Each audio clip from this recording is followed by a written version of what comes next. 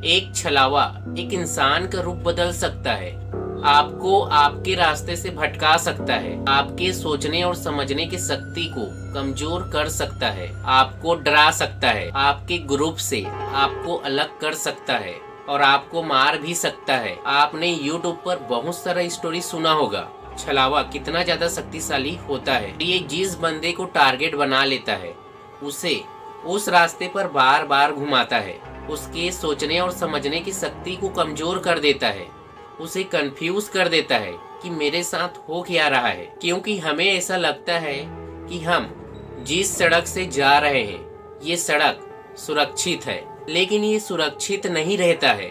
उस सड़क पर हमेशा छलावा निकलता है, आने जाने वाले लोगों को भटका देता है और ये हमेशा रात में ही होता है। आप जितना भी प्रयास कर ले छलावा से बचने के लिए आप नहीं बच पाओगे, क्योंकि आपको चारों तरफ से छलावा घेर कर रखा है और आप उसके घेरे से बाहर नहीं निकल पाओगे। आप जितना भी प्रयास कर लो आप उसी जगह पर वहीं रहोगे। छलावा उस सड़क पर किसी को मार दिया है तो आसानी से उसका रूप बदल सकता है। हो सकता है ये बस वाला हो, ट्रक वाला हो, जीप वाला हो, कार वाला हो, किसी का भी रूप बदल सकता है और उसके जैसा बात कर सकता है। तो मैं आपको एक छोटा सा स्टोरी बताना चाहता हूँ।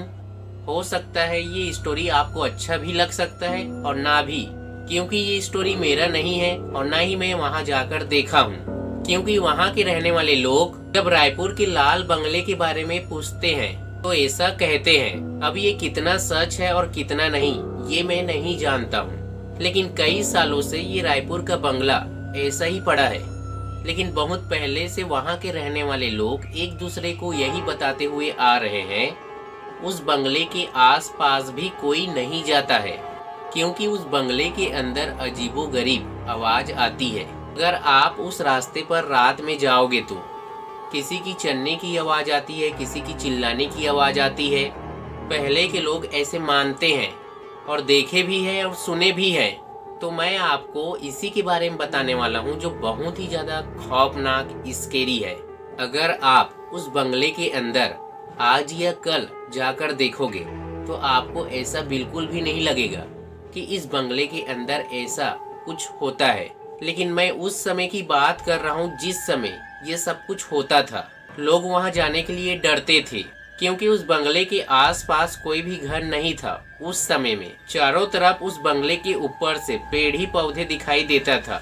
एक ऐसा बंगला था जहाँ लोग जाते भी नहीं थे। क्यों पता है? उस बंगले के अंदर अजीबोगरीब आवाज आती थी और ऐसा भी बोला जाता है कि छलावा जैसे भूत प्रेत उस बंगले के अंदर देखा गया है, जो अलग अलग रूप में दिखाई देता है। तो मैं आपको उस समय की एक छोटा सा स्टोरी आपको सुनाने वाला हूँ। राकेश और उमेश एक भाई थे और 12वीं क्लास के छात्र थे। ये दोनों पढ़ाई में बहुत ही ज्यादा होशियार थे। ये दोनों भूत प्रेत पर विश्वास बिल्कुल भी नहीं करते थे, क्योंकि ये दोनों को ऐसा लगता था कि भूत प्रेत बिल्कुल भी नहीं होता है।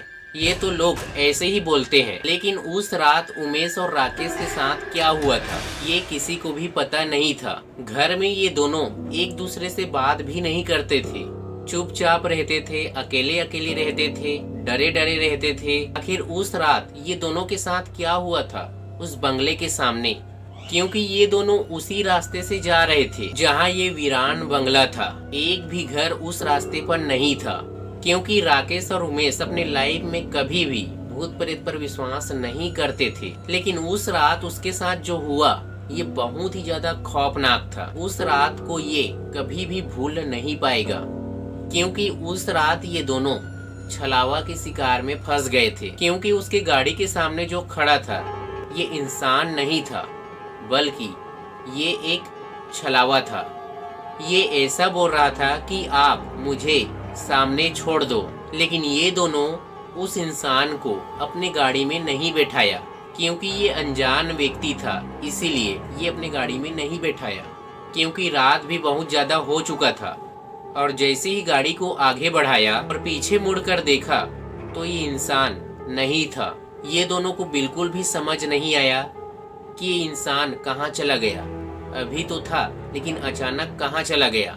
और ये दोनों उस इंसान के बारे में ही घर आने के बाद सोच रहे थे। उसके बाद ये दोनों किसी से बात भी नहीं करते थे। और आगे आपको स्टोरी जानना है या सुनना है